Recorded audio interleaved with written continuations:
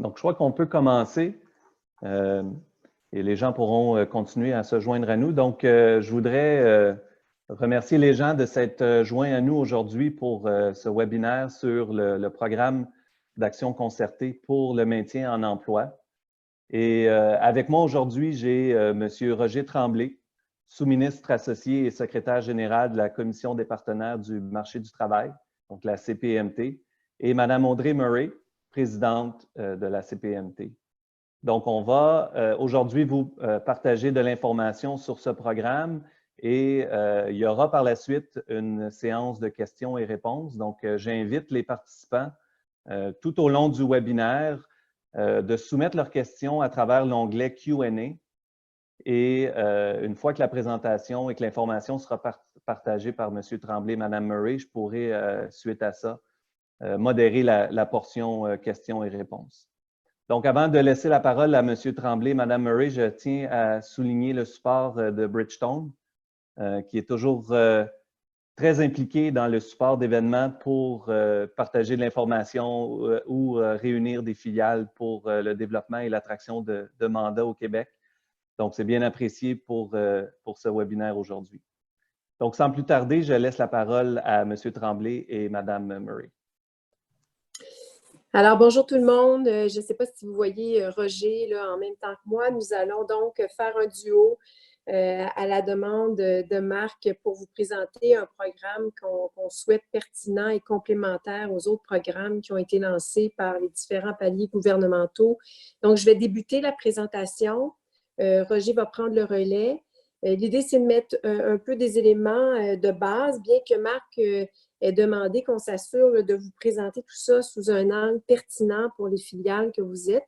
Alors, on va se partager la tâche, puis on va laisser du temps surtout pour répondre à vos questions plus particulières. Donc, peut-être dans un premier temps, qu'est-ce qu'on a voulu mettre au jeu avec le PACME? C'est sûr qu'on l'a réfléchi dans les semaines qui ont suivi les impacts de la pandémie et dans la mission de la CPMT puis la mission du ministère du Travail et de l'Emploi, nous, on tente de mettre au jeu des mesures qui vont aider l'emploi. Donc, le programme, il vise vraiment à maintenir le lien d'emploi, à favoriser le maintien du lien d'emploi pour traverser la crise, mais en misant sur le développement des compétences. Donc, il a été vraiment construit, je veux le dire aussi, là, avec des équipes donc, du ministère et de la CPMT. Et même, il y a 100 millions qui ont été mis dans ce programme qui se termine le 30 septembre. Donc, on l'a organisé autour de ce qu'on pensait être la première phase de cette crise. On sait très bien que ça va se poursuivre après le 30, mais avec les sommes qu'il y avait de disponibles et la visibilité qu'on avait au moment où on l'a créé, on a arrêté dans le temps au 30 septembre pour l'instant le programme. Donc, 50 millions qui viennent des cotisations d'employeurs dans le 1 %, le fonds dont est responsable la CPMT, et 50 millions qui sont issus d'argent qui proviennent d'un autre fonds qui est sous la responsabilité du MTES. Donc, un programme qui mise sur le maintien du lien d'emploi en mettant la main-d'œuvre en formation. On a voulu que ça puisse correspondre à toutes les situations qui sont vécues actuellement. Donc, autant les entreprises qui sont mises sous pression parce qu'elles font partie des services essentiels et qu'elles peuvent avoir besoin donc de rotationner ces équipes, rendre plus polyvalents certains postes, donc qu'elles puissent bénéficier de notre programme pour relever cet enjeu-là en ayant un soutien au niveau de la formation. Même chose pour les entreprises qui sont en pause et donc qui ne peuvent pas du tout fonctionner, mais qui sont en train de réfléchir à un nouveau modèle d'affaires ou qui sont simplement dans une optique de relance avec le même modèle, mais ont soudainement une occasion dans le temps de garder le lien d'emploi avec leurs employés et de les mettre à niveau dans leurs compétences. Puis on peut penser, je vais l'exprimer un peu plus loin, mais des fois des formations qu'on n'a jamais le temps d'offrir à notre personnel, mais qui sont fort importantes. Ça peut être des formations de base autant que techniques. Donc, on a vraiment voulu essayer d'ouvrir les barèmes, d'ouvrir les valves dans la vision de ce programme-là pour répondre là, à toutes les situations possibles. Vous avez peut-être aussi pris connaissance du fait qu'on n'a pas fixé de barème comme le fédéral d'avoir perdu 30% de son chiffre d'affaires. Donc, c'est vraiment un programme qui est ouvert à tous pour se donner une stratégie de développement de compétences qui va aider à être résilient dans le contexte actuel. Donc, ça, c'est ma vision. Il y a 2 volets en ce moment qui sont ouverts. Donc, c'est possible pour des entreprises individuelles. Roger va vous parler davantage de ce volet-là. Des entreprises de présenter des projets de développement de compétences, mais aussi d'amélioration des pratiques RH. Roger va bien vous expliquer ça. Et il y a également une porte qui est ouverte du côté de ce qu'on appelle les promoteurs collectifs.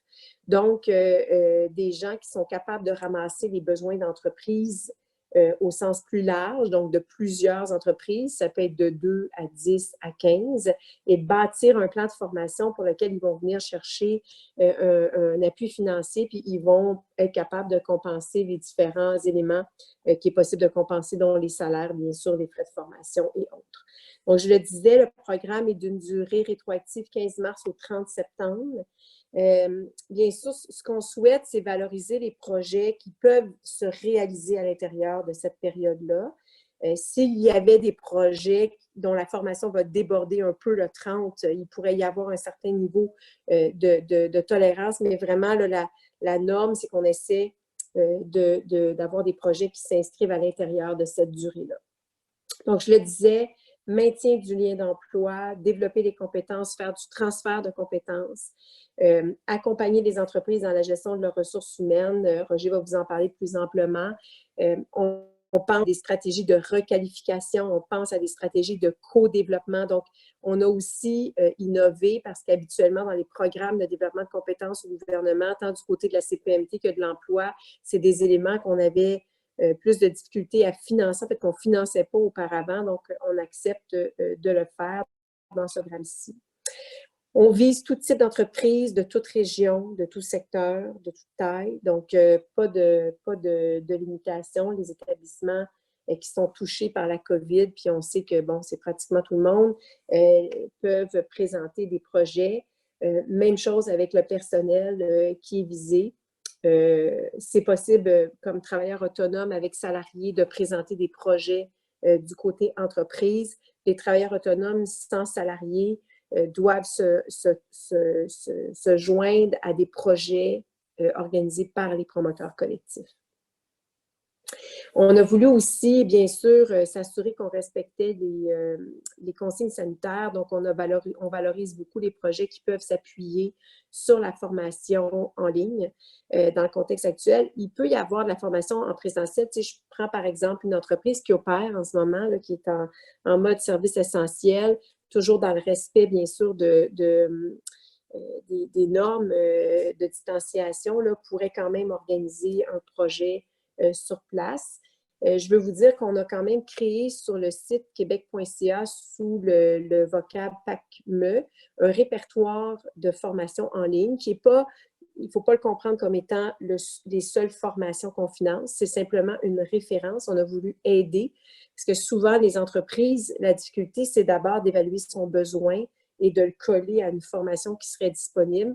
Donc, vous avez de réunir toutes les formations en ligne disponibles par les comités sectoriels de main-d'œuvre, par le réseau d'éducation, cégep, commission scolaire, université, mais aussi par les ordres professionnels, parce qu'on a, exceptionnellement, on admet les formations offertes pour les métiers ou les professions réglementées. Donc, tout type de formation, je le disais, de base en francisation, littératie numérique, tout ce qui peut toucher la requalification, les apprentissages en accéléré, donc beaucoup de souplesse qu'on a voulu donner. À ce moment-ci, je passerai la parole à Roger pour qu'il vous présente le volet gestion des ressources humaines qui, lui, peut être offert, soutenu financièrement uniquement dans les projets par entreprise. Donc, Roger, à toi. Merci Audrey. Alors, à mon tour de vous saluer, de remercier Marc et son équipe pour l'invitation qui nous a été faite de s'adresser à vous pour échanger sur le PACME. Moi aussi, j'essaie d'être court pour laisser le temps. J'ai vu qu'on est rendu à 5 questions. dont j'ai pris connaissance. Marc, je vais te laisser gérer ça, mais on va pouvoir, je pense, répondre assez aisément à ces questions-là. Donc, sur le volet, dans le cadre du volet entreprise, donc entreprise individuelle, il y a deux options possibles qui vous sont offertes. La première option, Audrey vient d'en parler, c'est le volet formation pour lequel les formations habituellement offertes en entreprise sont admissibles. Évidemment, on a ouvert, c'est une première par rapport à nos programmes usuels ou habituels, puis même par rapport à la crise financière de 8-9, quand on a vu le programme serré pour ceux qui étaient présents à l'époque. On a ouvert aux formations dites obligatoires ou qui sont liées à une loi, sachant très bien que dans le contexte de reprise des activités, que l'imposition, soit par le décret sur la santé publique ou par la loi de la santé et sécurité au travail, que les exigences légales, réglementaires seront imposantes pour les entreprises pour assurer une relance réussie de l'économie. Donc, c'est pour ça qu'on a ouvert ce champ de possibilités-là pour vous aider dans ce contexte-là. Ça, c'est l'aspect formation. Sur l'aspect ressources humaines, alors, ce qui est possible de faire via le PACMA, évidemment, c'est... et là, nous, ce qu'on a pressenti, c'est que à la fois la gestion de la crise sanitaire, mais l'après-crise va probablement changer de façon fondamentale la façon de fonctionner des entreprises et que de ce fait, que les entreprises auront à revoir souvent leur organisation du travail, auront à développer peut-être des politiques qui n'existaient pas auparavant, exemple, une politique de télétravail. Ou autre. Donc, alors tous ces éléments-là, ce qui est de l'ordre de la GRH, vont être admissibles à du remboursement des frais qui sont liés à ça. Alors, on va parler dans le fond de remboursement des frais liés au diagnostic de la fonction ressources humaines, mais même dans certains cas, s'il y a lieu, à d'autres fonctions de l'entreprise. L'accompagnement, le coaching, le développement des habiletés de gestion des cadres qui sont touchés par ces changements organisationnels importants-là. Et des mandats de consultation traditionnels, là, mais dans ce nouveau contexte-là, on parle de communication organisationnelle, politique de télétravail, mobilisation des employés, planification de main-d'œuvre pendant et après la crise sanitaire dans le cadre de la relance. Alors, ce sont tous des éléments qui seront admissibles au PACMA. Je vais vous dire un mot sur les dépenses admissibles, évidemment. On va parler des salaires qui sont admissibles, puis des dépenses liées à la formation, donc dispensation de la formation, les frais afférents, les frais de développement de formation et également l'achat de matériel pédagogique ou le développement de matériel pédagogique. C'est admissible jusqu'à 100%. On a des maximums. Donc, les dépenses admissibles, c'est 100% pour le premier 100 000 $ de dépenses de l'entreprise, que ce soit dans le volet formation, dans le volet ressources humaines. Et de 100 000 à 500 000 de dépenses de l'entreprise, on finance jusqu'à 50%, ce qui veut dire, dans le fond, qu'au total, une entreprise pourrait se prévaloir, si elle avait droit au maximum de subvention, à un 300 000 $. Et je sais, dans les questions, dans le question-réponse qui circule, la question a été posée, comment on travaille en recherche de complémentarité avec les mesures du fédéral. Audrey l'a évoqué au départ, nous, dès le 16 mars, on était à l'œuvre pour travailler sur une mesure qui s'apparentait un peu au serré de l'époque pour être capable de venir en aide aux entreprises. On avait déjà déterminé que nos taux de remboursement seraient exceptionnellement pendant la crise à 100%. Évidemment, est arrivée la subvention salariale par la suite. Il est arrivé un premier volet de la subvention salariale qui remboursait à hauteur de 10% les salaires des entreprises qui subissaient des pertes. Par la suite est arrivé le volet à 75%. Avec une différenciation selon les mois, puis une justification, une démonstration mensuelle que l'entreprise subit des pertes de plus de 30%. Donc, c'est sûr que nous, comme on souhaitait que le programme soit complémentaire, on s'est ajusté à la subvention du fédéral de sorte que vous avez droit à des remboursements qui peuvent varier de 25 à 100% pour la tranche des salaires admissibles. Évidemment, les autres dépenses liées à la formation ou au volet ressources humaines, ce ne sont pas des dépenses salariales, donc non assujetties à la subvention du fédéral, donc ça peut aller jusqu'à 100%. Dans le cas des salaires, vous allez pouvoir aller chercher des remboursements soit de 25, de 90 ou de 100%. Évidemment, nous, c'est pas facile sur le terrain d'appliquer ces critères-là. On va le jouer au fur et à mesure, puis s'il y a de la conformité à faire, on pourra le travailler en cours de route. Mais on essaie avec l'entreprise de s'ajuster à la hauteur de la subvention auquel l'entreprise a droit. J'arrêterai ici. Je pense que ça couvre l'essentiel. On pourra aller dans le détail plus sur les questions-réponses que vous avez là, sur des éléments de réponse qui sont des éléments de dépenses qui sont admissibles, par exemple. Fait que Marc, je te laisserai peut-être prendre la parole puis gérer les questions qui sont posées. Audrey et moi, on va pouvoir y répondre sans problème. Parfait. Donc, merci. Merci, Roger. Merci, Audrey. Je pense que ça met bien la table sur les possibilités que les entreprises et les filiales aussi ont dans le maintien de l'emploi puis le soutien à la formation. Donc, pour le bénéfice de tous les participants, je vais lire les questions, puis Roger ou Audrey, vous irez de vos réponses. Là, je vous laisserai répondre à ça. Donc, la première question qu'on a était 100% des employés doivent être de retour au travail. Non. C'est-à-dire que les employés qui seraient visés par de la formation doivent nécessairement être sur le payroll de l'entreprise.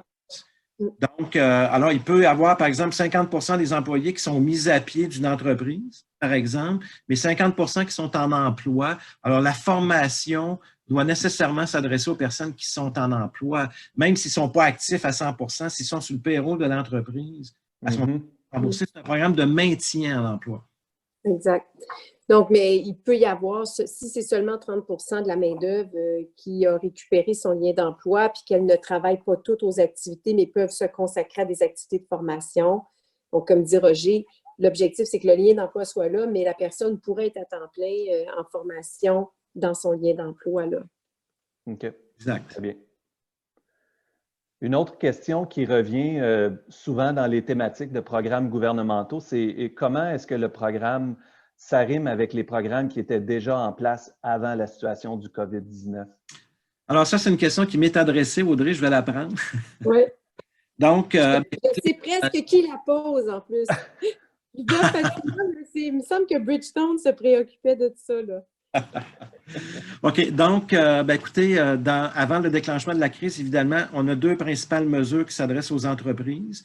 On a la mesure de formation volet entreprise, MFOR entreprise, qu'on appelle, et on a la mesure concertation pour l'emploi. Alors, on a maintenu ces deux mesures-là, mais je vous dirais que dans la mesure du possible, on réfère la clientèle vers le PACME, sachant qu'on récupère ces deux volets-là. Toutefois, pour la mesure de formation en entreprise, on maintient le volet des projets économiques d'envergure, qui sont des projets de création d'emplois avec des pourcentages de remboursement qui sont différents. On a aussi ce qu'on appelle les MFOR 100 000 $ et plus, que moi, comme sous-ministre associé d'Emploi Québec, j'approuve. Ces projets-là, lorsqu'ils se présentent, donc c'est des projets de formation de grande ampleur qui vont dépasser largement 500 000 $ de dépenses des entreprises. À ce moment-là, nous, on va le regarder dans le cadre du volet régulier, ce qu'on appelle la MFOR 100 000 et plus. Du côté de la mesure concertation pour l'emploi, on a conservé les volets, notamment les tables ad hoc de concertation qui sont financées par la concertation pour l'emploi. Évidemment, les comités d'aide au reclassement lorsqu'il y a des formations d'entreprise. Les comités d'aide au reclassement entrée continue également sont maintenus dans le cadre de CPM. Autrement, on a donné le signal aux régions de favoriser la référence vers le PACME des entreprises qui ont des projets qui rentrent à l'intérieur des dépenses admissibles au PACME. Je ne sais pas si ça répond. Là. Mais Roger, je pense que la question, peut-être je me permets, Marc, pour une grosse entreprise, là, on peut vite topper le 500 000 là, dont tu as parlé tout à l'heure. Dans le fond, est-ce que c'est possible, si je comprends bien en arrière de cette question-là, est-ce que c'est possible d'imaginer coller les morceaux pour que le PACME prenne en charge le premier 500 000, mais que les autres programmes prennent le relais par la suite? On le vit déjà dans certains dossiers actuellement. C'est comme si les projets, comme j'ai nommé au départ, les projets de grande ampleur, les projets de formation de grande ampleur, évidemment, on ne peut pas rehausser les plafonds du PACME, considérant le budget qui est consenti. Mais à ce moment-là, si on a des projets qui sont d'ampleur beaucoup plus grande, on les redirige vers le MFOR 100 000 et plus, ou si c'est de la création d'emplois, vers les projets économiques d'envergure. D'ailleurs, ce matin, on avait une CPMT, on a approuvé des projets économiques d'envergure à la CPMT. Oui. Donc, le PACME, lui, prend fin le 30 septembre. Donc, les dépenses de formation doivent être complétées au maximum le 30 septembre, c'est bien ça? Je vous dirais que, Audrey l'a évoqué un peu tout à l'heure, je vous dirais que on aura sans doute un peu d'ouverture pour que ça déborde un peu. Peut-être que certains projets débordent un peu, mais la norme, la règle, en principe, c'est le 30 septembre. Ça devrait être terminé. Très bien. Nonobstant l'arrivée puis je ne veux pas présumer, de nouvelles mesures ou d'une prolongation annoncée du PACME, mais à ce moment-ci, les paramètres sont à l'effet que ça se termine au 30 septembre. Parfait. Prochaine question. On demande 100% propriété canadienne seulement ou compagnie de contrôle étranger admissible. Alors, considérant qu'on fait un webinaire pour les filiales, j'anticipe la réponse, mais je vous laisse répondre. Ben oui, c'est admissible. Tout type d'entreprise, tout secteur d'activité économique. On ne fait pas la distinction sur la propriété de l'entreprise. Donc, l'entreprise, elle a une place d'affaires au Québec, elle fait des affaires au Québec, donc elle est admissible au PACME sans problème. On peut peut-être dire qu'à la limite, si c'est des choses qui peuvent vous aider dans les argumentaires que vous avez à bâtir, là, dans les liens avec vos ports d'attache, bien, c'est bien important d'avoir clarifié ce volet-là. Donc, c'est un programme qui s'ajoute et dans la vigie qu'on fait des différentes mesures qui sont mises en place dans le monde, je pense quand même qu'on est à la bonne place avec ce projet de développement de compétences, parce qu'on sait que le choc que crée la situation actuelle va amener les modèles d'affaires, les modèles de production, les façons de faire sont appelés à changer. Donc, il faudra appuyer tout ça de stratégie de développement de compétences. Puis, comme filiale québécoise, sachez que là, nous, on est en appui si ça peut aider vos relations avec vos maisons mères. Oui. Très bien. On demande aussi comment est-ce que le programme PACME s'arrime avec la subvention de 75% du gouvernement fédéral. On en a parlé un petit peu, là, sachant que le PACME peut aussi subventionner une partie des salaires. Écoutez, juste rappeler que c'est vraiment sur l'aspect du remboursement des salaires des travailleurs en formation, où là, on peut s'arrimer avec la mesure du fédéral. Autrement, toutes les autres dépenses liées à la dispensation d'une activité de formation, son développement ou nos activités ressources humaines, si ce n'est pas du remboursement de salaire des travailleurs qui y participent, à ce moment-là, c'est couvert à 100% selon les hauteurs maximales.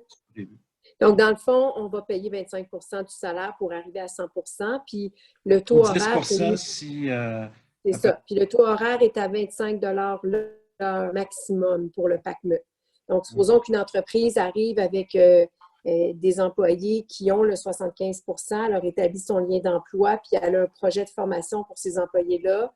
Nous, on pourrait assumer, comme dit Roger, 25 en tenant compte de notre 25 l'heure maximum.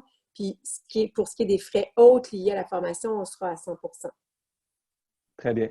Et sur la même thématique des programmes du gouvernement fédéral, certains de nos clients qui sont multinationales et filiales de multinationales nous ont mentionné qu'actuellement, la crise a provoqué une rehausse un petit peu de leurs opérations. Ils n'ont pas eu à ralentir pour diverses raisons et n'ont pas eu accès à certaines des mesures du gouvernement fédéral parce que les opérations n'ont pas ralenti.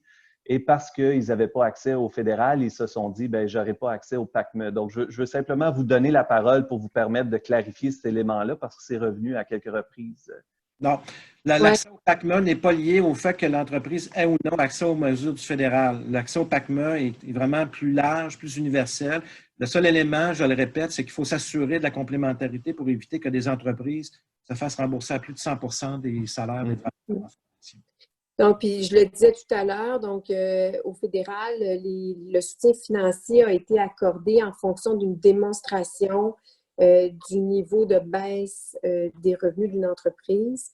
Nous, on n'a pas retenu ce critère-là. Notre approche, elle est déclaratoire, c'est-à-dire l'entreprise nous propose un projet et elle déclare que ce projet pourra l'aider à traverser les impacts qu'a le COVID, la COVID sur ses activités. Donc, que ce soit une entreprise, je le répète, qui est en situation d'opération ou une qui est en pause et qui se prépare à la relance. Très bien.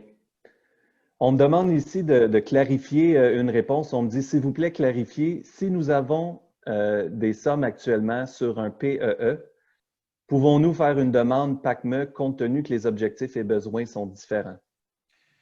Okay. Sur cette question-là, nous, on a demandé à nos conseillers, nos 3 conseillers qui travaillent sur les dossiers de projets économiques d'envergure, de s'assurer, évidemment, avec l'arrivée du PACME, que l'offre de services, que la façon de répondre aux besoins de l'entreprise est sur le meilleur véhicule disponible actuellement pour l'entreprise. De sorte que moi, je dirais à l'entreprise là, qui a posé la question, si vous êtes en contact avec une des conseillères des projets économiques d'envergure, moi, je vous invite à partager cette réflexion-là avec votre conseillère pour être certain que la référence se fasse au meilleur programme. Je vous rappelle que le PACME, la dépense maximale admissible est de 300 000 alors qu'au niveau des projets économiques d'envergure, le taux de remboursement est moins élevé, mais la dépense, le remboursement admissible est beaucoup plus important à ce moment-là. Alors, il faut voir comment on peut le jouer là, sur un et sur l'autre à ce moment-là. Et c'est du cas par cas. Là. On ne peut pas avoir une réponse générale pour tous les cas de figure. C'est vraiment du cas par cas en fonction des dossiers qui sont en analyse actuellement. OK, très bien. J'en profite pour une autre mise au point. On me demande, concernant la subvention fédérale, on mentionne que c'est jusqu'au 6 juin. Donc, si une entreprise a soumis un plan de formation éligible au PACME qui va se faire après le 6 juin, est-ce que la subvention salariale du PACME est alors de 100 %? Oui, c'est 100 %. Oui. Okay. Très bien. Donc, on retourne dans les questions. On me demande cours d'anglais. Mm-hmm. Donc peut-être deux éléments à cet égard-là. On finance les projets de formation qui peuvent se donner en anglais, mais il faut s'assurer, il y a une précaution à prendre quand même pour voir si c'est disponible en français. Et on peut aussi financer des projets qui visent à aider la main-d'œuvre à améliorer son anglais. Fait que, il y a les deux volets là, qu'il faut peut-être préciser là, pour répondre à la question. Et j'enchaîne parce que c'est un peu du même ordre, Marc. Si tu me permets, je ne sais pas si Roger va avoir précisé des choses, mais dans les formations qui sont sélectionnées, est-ce qu'elles doivent obligatoirement être dispensées par un organisme québécois? La réponse, c'est non, mais on revient avec la même précaution.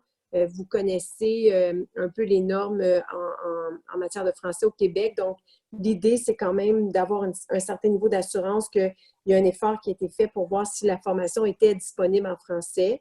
Mais on comprend que, par exemple, dans des mises à niveau numérique, il puisse y avoir des formations qui sont issues de fournisseurs américains ou ailleurs dans le monde, puis que les formations soient en anglais et proviennent d'un formateur de l'extérieur. Très bien. Merci, Audrey. C'est complet. Parfait. Donc, prochaine question, on demande est-ce que la formation donnée à de nouveaux employés qu'on vient d'embaucher ce mois-ci, par exemple, est-ce que c'est admissible au PACME à ce moment-là? Oui. Oui. Bien, s'ils sont sur le payroll, c'est toujours le lien d'emploi qui détermine si l'employé est admissible à la formation. Mais que ce soit un nouvel employé ou un employé de 35 ans d'expérience, on fait cette distinction-là. Très bien. Oui, Audrey? Non, c'est bon. Ça va? Parfait. Donc, on demande aussi, pour la formation, est-ce qu'elle peut être à l'interne par nos employés et externe par des consultants? Ça peut être la formation donnée à l'interne par du personnel de l'entreprise. Évidemment, il faut qu'il y ait un minimum de structure à la formation, donc plan de formation, etc. Mais oui, c'est possible. Roger, peut-être préciser un élément parce que j'anticipe un peu là. Je pense, Roger, qu'on n'admet pas nécessairement les frais internes liés à la préparation ni les salaires des formateurs internes. Est-ce que c'est juste dans les projets entreprises? Écoute, au niveau de la dispensation de la formation, dans les projets entreprises individuels, c'est une dépense qui est admissible. Donc, OK. Oui, c'est admissible. OK, parfait. Donc, je n'ai pas voulu te poser une colle, c'est que j'ai vu une question, puis elle m'a été posée aussi la semaine dernière. On va continuer, Marc. Je suis désolée, là. Non, ça va. Ce volet-là, moi, ne me paraissait pas nécessairement clair. Pas de problème. Donc, la prochaine question, à partir de quand peut-on espérer avoir une réponse? Donc, la relance est maintenant. On dit beaucoup de formations sont en mai, mais les conseillers parlent de délais très longs dus au volume. Donc, avez-vous une visibilité sur les délais? Moi, on est beaucoup dans le volet individuel, Audrey, là, je vais répondre. J'ai parlé aux directeurs régionaux jeudi passé, puis ce qu'on me disait, c'est que nous, ce qu'on escompte, là, c'est quand vous allez sur le site québec.ca, on parle de 72 heures pour une prise en charge de la demande de l'entreprise, environ 3 jours. Je vous dirais que dans 15 des 17 régions, on est pas mal actuellement à respecter ce niveau-là. Il y a 2 régions où c'est plus difficile, dans la grande région de Montréal où c'est plus difficile. Écoutez, le programme semble être très populaire. On a vraiment beaucoup de demandes en analyse actuellement. Beaucoup. C'est clair que le programme est très populaire. Mais on on se fixe un objectif de 72 heures. On espère pouvoir le respecter, mais on est proche du 72 heures actuellement. Okay. Peut-être ajouter à ça que quand même, dans le 100 millions, on a séparé en deux l'enveloppe. Il y a un 50 millions pour les entreprises. C'est sûr, on travaille fort, Roger et moi, avec nos gens pour... on pense que c'est un programme qui devrait aider la relance, donc qui devrait durer dans le temps, mais on ne peut pas, à ce moment-ci, vous garantir, là, mais on cherche plus d'argent pour le renforcer. Mais donc, il y a 50 millions pour les entreprises individuelles, 50 millions pour les promoteurs collectifs.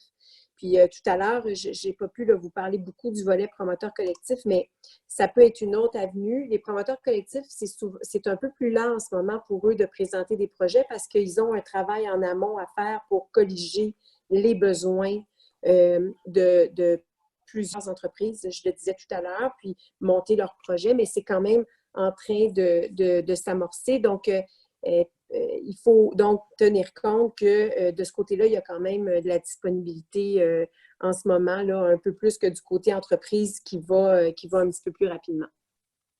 Là, donc, je vois la question de M. Béraud. Moi aussi. Bon, moi, elle m'avait déjà été posée, M. Véraud, évidemment, la semaine passée, la question. Est-ce qu'on pourrait rehausser les montants? Non, parce que, évidemment, on a 50 millions de budget. Si je rehausse les montants, moi, je ferme les livres dans une semaine. C'est pour ça qu'on dit dans les cas comme dans le vôtre, on va vous rediriger vers une autre mesure qui est probablement la mesure de MFA 100 000 et plus pour soutenir un projet de formation de plus grande ampleur. Autrement, c'est ça, on va avoir des projets trop onéreux. Ça va surtout toucher peut-être la plus grande entreprise de plus de 1000 employés. On risque de laisser... Déjà, la semaine passée, on me disait que dans certaines régions, par rapport à la capacité que certains territoires ont à se mettre en mouvement par rapport à des projets, soit collectifs ou des projets individuels d'entreprise, à présenter qu'il y a des secteurs qui sont plus organisés que d'autres, qui pourraient comme bénéficier plus rapidement des subventions que d'autres secteurs. Alors, c'est sûr que si je rehausse, moi, les maximums de dépenses admissibles par entreprise, je risque de devoir fermer les livres assez rapidement. Là. OK, très bien. Je retourne sur la notion des promoteurs collectifs. Est-ce que pour le bénéfice des gens qui sont en ligne avec nous, partager quel type, qui sont ces organisations-là qui peuvent être considérées comme promoteurs? Oui. C'est une bonne question. Donc, les promoteurs collectifs traditionnels, là, dans le fond du 1% qui travaillent avec la CPMT, ce sont les comités sectoriels de main-d'œuvre, les comités paritaires qui s'appuient sur un décret, les associations d'employeurs reconnues par la CPMT, les associations aussi de travailleurs, les mutuelles de formation. Donc, à titre d'exemple, les membres de la CPMT qui siègent à son conseil d'administration, en quelque sorte, la Fédération des chambres de commerce, conseil du patronat, manufacturiers exportateurs, FCEI, jeunes chambres, sont d'emblée des promoteurs collectifs. Puis je reviens avec les comités sectoriels de main-d'œuvre qui le sont également. Très bien. Donc, je retourne aux questions. On demande, y a-t-il un maximum remboursé pour les salaires, taux horaire? On rembourse jusqu'à 25 $ l'heure maximum. Donc, à 100 %, donc c'est 25 $ maximum. Ça c'est une modification également, parce que dans nos mesures usuelles, on était à 20 $ l'heure. On a demandé une modification pour rehausser le montant de remboursement à 25 $ l'heure. Donc, je vois que vous ajustez aussi à la demande et aux besoins un peu le programme. Est-ce que c'est toujours considéré si des fois il y a une spécificité d'une entreprise de toujours être en mesure de modifier un petit peu certains paramètres du programme? Bien, écoutez, ça, c'est vraiment dans l'accompagnement de nos 225 conseillers aux entreprises un peu partout sur le territoire du Québec là, qui accompagnent les entreprises et qui doivent exercer un rôle conseil auprès de l'entreprise, à savoir est-ce que le PAGMA est la meilleure mesure pour répondre à leurs besoins. Et évidemment, nous, on reçoit du feedback de la part des conseillers aux entreprises là, pour savoir justement comment on pourrait faire évoluer le programme si on a à le faire évoluer dans les prochaines semaines, prochains mois. Là. Oui. Mais il reste que c'est vraiment dans l'accompagnement que vont faire aux entreprises. C'est un peu la question qui est posée là, pour le faire évoluer éventuellement. Absolument. Allons-y avec la question. Donc, on demande de décrire un peu le processus d'application du PACME et s'il y a un accompagnement une fois qu'on est qualifié comme entreprise? Ben, écoutez, c'est comme je viens de mentionner, là, il y a un accompagnement qui est normalement qui est fait par le conseil aux entreprises. Je vous le cache, la demande est grande actuellement. Là, on a au-delà de 1500 demandes en analyse actuellement un peu partout au Québec. Donc, c'est sûr que ça fait en sorte que nos conseillers sont très sollicités. Eux aussi travaillent à distance, sont en télétravail actuellement. Donc, c'est sûr que ça ne facilite pas la vie, mais normalement, il y a un accompagnement qui est fait de l'entreprise par le conseiller ou la conseillère pour l'accompagner dans son projet, en faire le suivi, puis nous faire des recommandations également. Puis, évidemment, s'il y a des éléments nouveaux qui émanent des besoins de l'entreprise, bien, de s'assurer qu'on va diriger l'entreprise au bon endroit pour l'aider. Tu sais, ça peut même être d'être, parce qu'évidemment, on va être confronté à des situations où l'entreprise peut avoir des problèmes de liquidité ou autre. Et on peut faire en sorte à ce moment-là de faire des liens avec les conseillers du MEI en région, de la BDC, par exemple, pour s'assurer là, que les problématiques de l'entreprise sont prises en charge rapidement. Parce qu'écoutez, il y a eu une multiplication des programmes fédéraux, provinciaux. Dernière semaine, c'est assez incroyable de s'y retrouver d'ailleurs. Donc, on essaie dans la mesure du possible d'être le plus aidant dans cet accompagnement-là. Peut-être dire, Marc, concrètement, là, que sur le site québec.ca, ouais. quand on va sous l'égide des mesures COVID pour l'emploi, on trouve la référence au PACME. Et quand il s'agit de faire une demande entreprise, il y a une adresse courriel où s'adresser. Quand il s'agit de faire une demande promoteur collectif, il y a une adresse spécifique aussi pour les projets. Peut-être vous dire que dans les premières, la semaine 1, 2, 3, là, on est rendu à la semaine 4, Roger, je pense, cette semaine. Je n'ai pas de bonne notion du tout. C'est sûr qu'on a eu des délais de mise en place parce que vous avez remarqué que le ministre, quand il l'a annoncé, nous, on a essayé dans le back-office de s'assurer qu'on était capable de mettre tout de suite en place le programme, de ne pas avoir de délai avant sa mise en œuvre. Mais le défi de ça, c'est toujours le même quand on est dans les opérations, c'est qu'on a eu des petits enjeux d'arrimage qu'on est en train là, de régler, Roger et moi, chacun là, avec nos équipes. Fait que c'est sûr qu'il y en a qui ont peut-être vu des délais plus longs là, s'ils ont été les premiers à rentrer dans la file, là, parce que là, ça a pris un petit temps. Là, maintenant, on est rodé, puis c'est la demande qui augmente. Fait qu'on on est à pied d'œuvre. Puis aussi, je sais qu'il y a eu des enjeux parfois dans le traitement de demandes d'informations, parce que avant de se lancer dans développer un projet, bien, les gens, des fois, ils veulent avoir de l'information comme promoteur ou comme entreprise. Puis là, bien, des fois, la priorisation va aller vers un projet. Fait qu'on est en train, là, on est en vigie, là, on a un bon tableau pour suivre l'évolution de tout ça. Là. Parfait. La prochaine question, on dit, on a peut-être déjà répondu, est-ce que c'est possible de faire rentrer dans le processus des dépenses de formation qui sont faites en interne? Par exemple, dans le cas où on a un formateur au sein de l'entreprise même. Écoutez, ben ça, c'est plus de mon côté, surtout, c'est pas dans les projets des promoteurs collectifs. Écoutez, oui, mais à certaines conditions que je n'ai pas devant moi, là, je vais essayer de vous trouver la réponse avant la fin de l'appel web, là, la conférence web. Oui. Ouais, mais ça pourrait arriver dans un projet de promoteur collectif. Je pense que c'est important qu'on clarifie ça, effectivement. Là. Merci pour la question. Oui. Parfait. Puis on pourra aussi, on a en note qui a posé la question. Donc, si on n'a pas l'information d'ici la fin du webinaire, on pourra communiquer ça sans faute. Merci.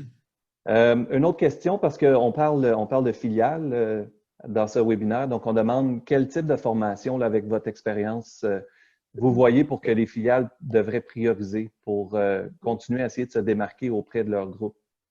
Ben, écoutez, c'est sûr que moi, je ne suis pas sûre qu'on est aussi bien placé que vous dans la mesure où l'analyse des besoins stratégiques en développement de compétences, à mon avis, vous êtes mieux outillés que nous. Mais moi, je reviens avec la vigie internationale qu'on a en ce moment, puis ce qu'on voit émerger un peu partout, là. C'est sûr que les entreprises qui vont rapidement être capables de donner des garanties de mise en place de distanciation puis de pratiques sanitaires appropriées vont sortir du lot.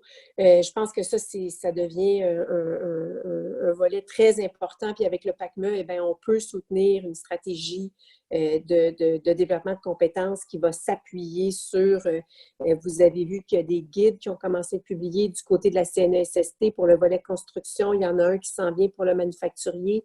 Donc, des guides qui visent des pratiques qui vont respecter les consignes de la santé publique. Puis ça, bien, c'est aussi pour redonner confiance à la main-d'œuvre, hein, pour qu'elle revienne au travail. Donc, je pense que la stratégie qu'il faut que tout le monde examine, puis on le voit là, dans justement, pour être un peu réseauté, moi, de mon côté, là, avec des filiales qui sont présentes partout dans le monde, celles qui ont été très, très rapides à mettre en place et à aller chercher une adhésion, puis une mise en œuvre de pratiques hygiéniques, vont aussi se prémunir d'une deuxième vague potentielle. On est tous, chacune à l'écoute de ce que les scientifiques nous disent. Là, on n'a pas encore de vérité absolue là-dessus, mais donc, il faut se préparer à ça. L'autre volet, bien, pour moi, il était déjà débuté avant la COVID, mais on savait qu'avant la COVID, au Québec, on avait peu de temps pour former nos gens sur peut-être des habiletés, des compétences importantes en vue d'une transformation numérique ou d'une amélioration de la productivité dans de la révision de processus. Dans le programme PACME, on a voulu ouvrir puis financer ce qu'on appelle des formations en soft skills, qu'on associe souvent à des formations sur les compétences du futur. Par exemple, améliorer sa capacité de collaborer, de résoudre des problèmes complexes, de communiquer en multidisciplinaire, donc des habiletés qui souvent maintenant, quand on passe en mode amélioré dans notre productivité, on a besoin que nos gestionnaires, dans un premier temps bien sûr, mais aussi que les équipes de travail soient en mesure d'intégrer ces habiletés-là. Donc, c'est peut-être un deuxième élément que je vous soumets bien respectueusement, là, présumant franchement que vous avez une meilleure connaissance quand même à l'interne. Mais c'est les deux éléments de mon côté là, que je mettrais au jeu. Non, merci. Je pense que c'est bien répondu. C'est ce qu'on avait aussi discuté, puis ce qui était ressorti du Forum des entreprises internationales, des filiales internationales qu'on avait fait dernièrement, où est-ce que vous aviez les deux participé. Oui, puis peut-être une précision aussi, là, on sait qu'on a 50 % de notre main-d'œuvre qui a des difficultés de littératie, numération au Québec, hein, fait que sûrement qu'elle se retrouve dans vos usines. Puis souvent, on n'a pas de temps pour faire ces choses-là. Là, le gouvernement vous offre de payer le salaire pour faire un rehaussement de compétences peut-être de base que vous auriez peut-être tenté d'éviter dans un autre contexte. Mais si vous avez la pause puis vous pouvez le faire, on fait en faire une partie. C'est un élément qui pourrait être valorisé. Très bien. On a une question / commentaire que je vous partagerai. Là, on parle des délais. Là, justement, je crois qu'on a couvert un peu la question. Là, les gens, il y a beaucoup de demandes, mais je pourrais, la personne qui a soumis le commentaire question, on pourra peut-être vous partager ça directement pour que vous contactiez cette personne-là pour voir. Oui, mais oui, ça pourrait être intéressant, mais vous mentionnez tantôt, j'ai parlé de 2 régions, c'était plus difficile. Écoutez, c'était la Montérégie et Laval, les 2 régions. Ouais. Donc, je ne suis pas étonné du commentaire de madame. Écoutez, j'avais le nom de l'entreprise, je pourrais faire un suivi là, plus directement auprès de la région concernée. Là. Parfait.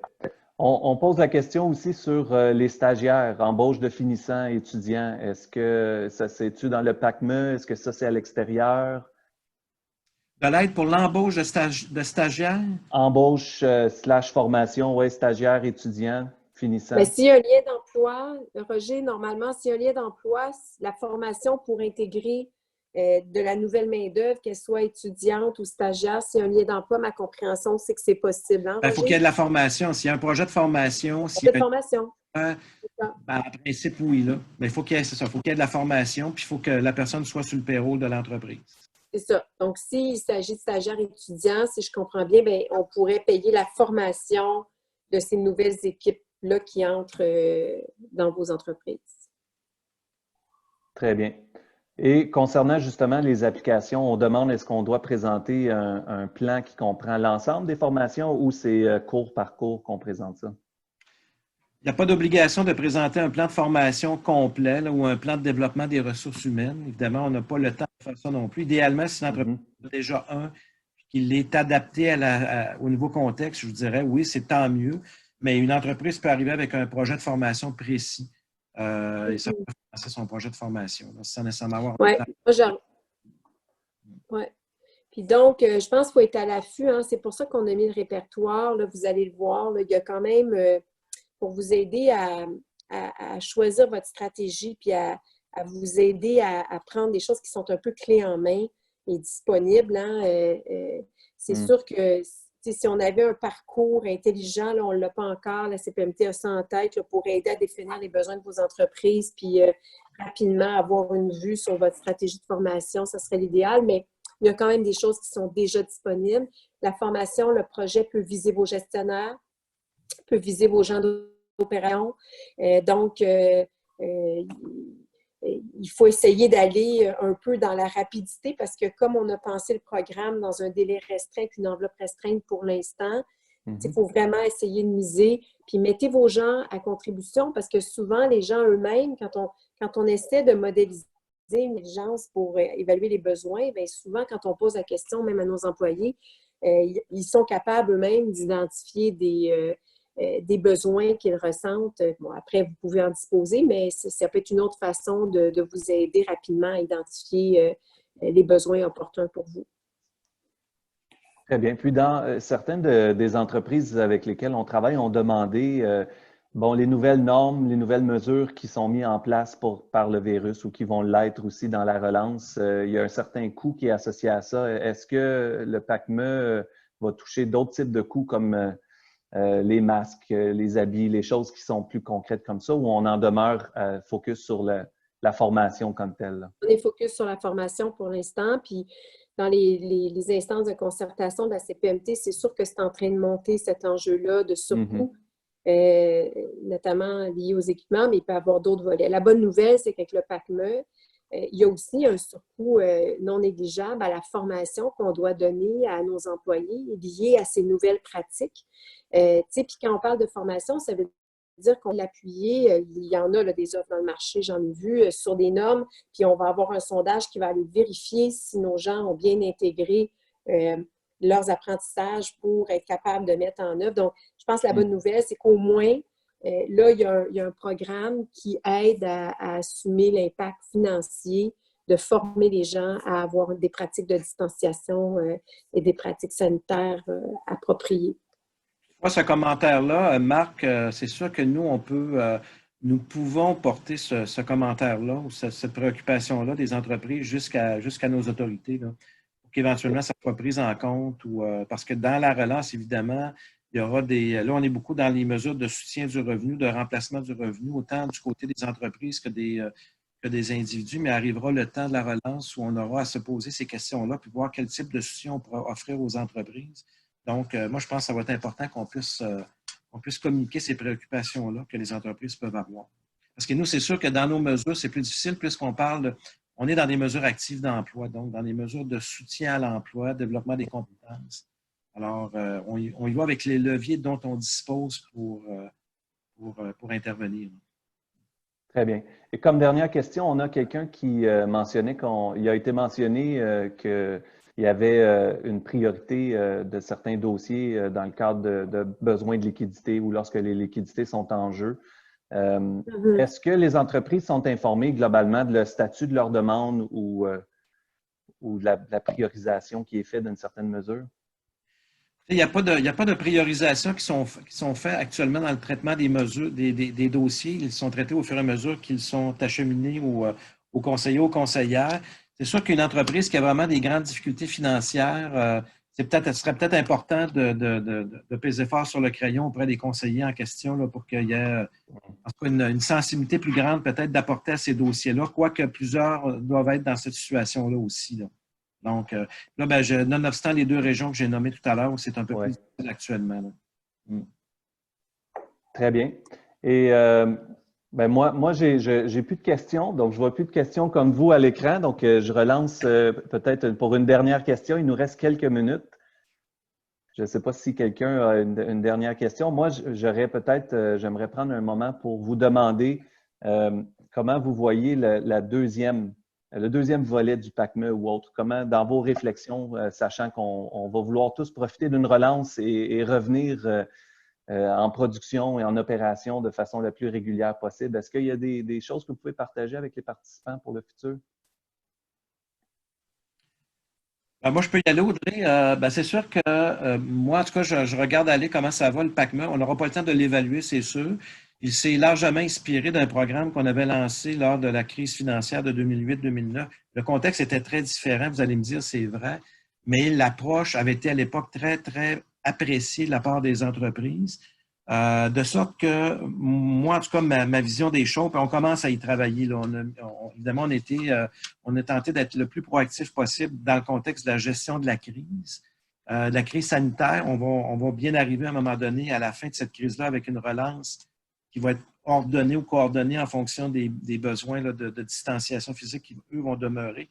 Mais moi, je sais très bien le PACME, comme on l'a conçu, peut-être avec certaines adaptations, être un élément, un levier important de la relance également, puisque je pense que le développement des compétences, à la fois pour les travailleurs en emploi, risque d'être en tout cas un élément, un facteur clé du succès des entreprises qui vont redémarrer dans ce contexte-là, pour être capable de les appuyer dans le développement des nouvelles compétences qui seront requises pour avoir une relance réussie.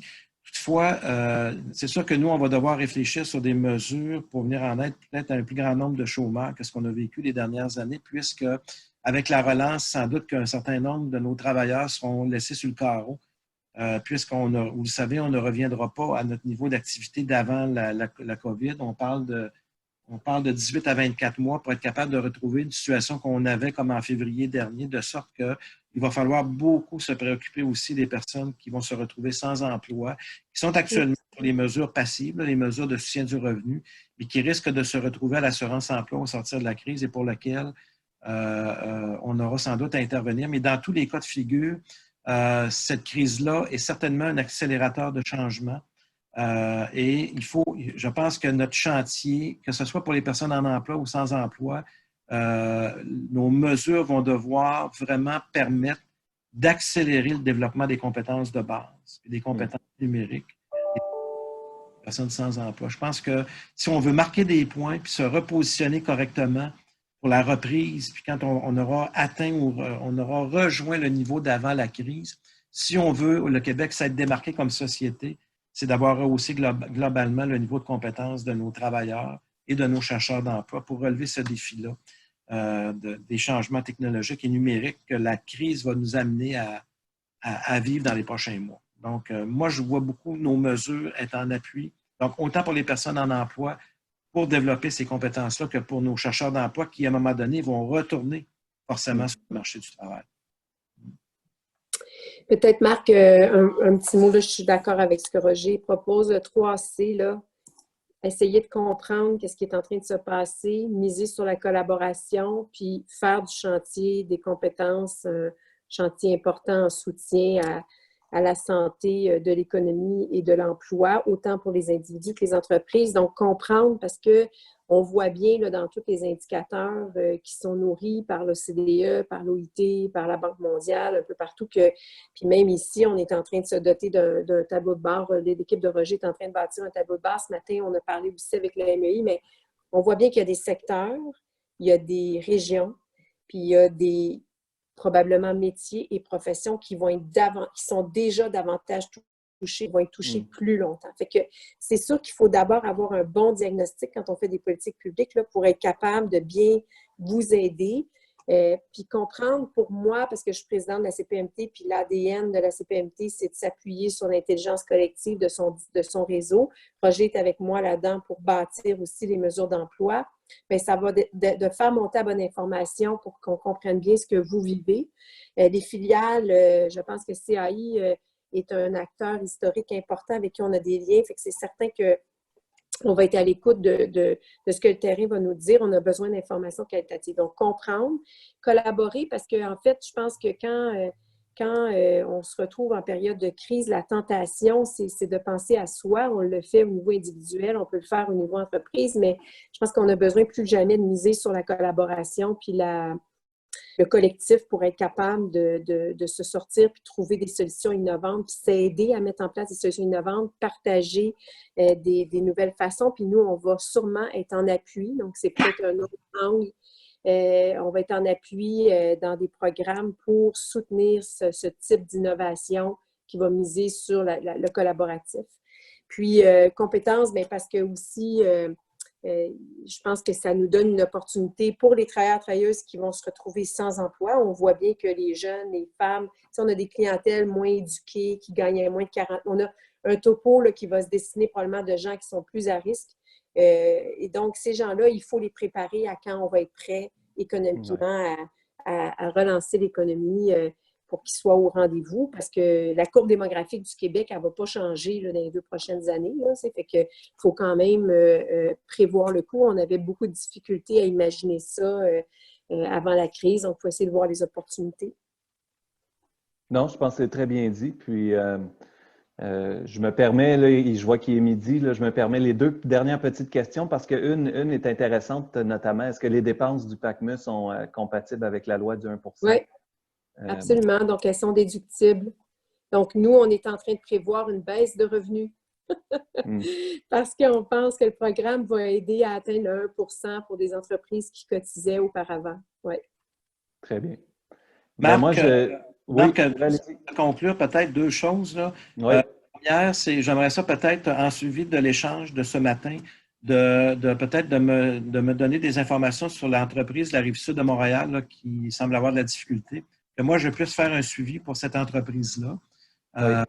Et d'une part, puis deuxièmement, sur la question concernant les dépenses des formateurs à l'interne, ce qu'on me dit, c'est que c'est admissible, mais il y a des paramètres. Donc, moi, je voudrais peut-être avoir plus de détails sur la nature de la demande et on va vous faire un suivi par écrit de cette question-là pour s'assurer que tu puisses transmettre aux participants la bonne information. Bon, ben c'est bien, parfait. Merci beaucoup. Et puis, moi, je tiens à vous remercier personnellement. Merci pour votre temps. Je sais personnellement que vous travaillez très fort pour nos entreprises et nos filiales. Donc, merci. Merci d'avoir été avec nous aujourd'hui. Et je remercie tous les participants aussi et naturellement Bridgestone qui a réussi à nous supporter pour tenir ce webinaire. Donc, en espérant qu'il y aura des jours meilleurs, merci encore. Puis, on a besoin de vous. Lâchez pas. Courage tout le monde. Oui, lâchez pas. Merci tout le monde. Merci. Au revoir. Au revoir. Merci Marc. Merci à vous deux.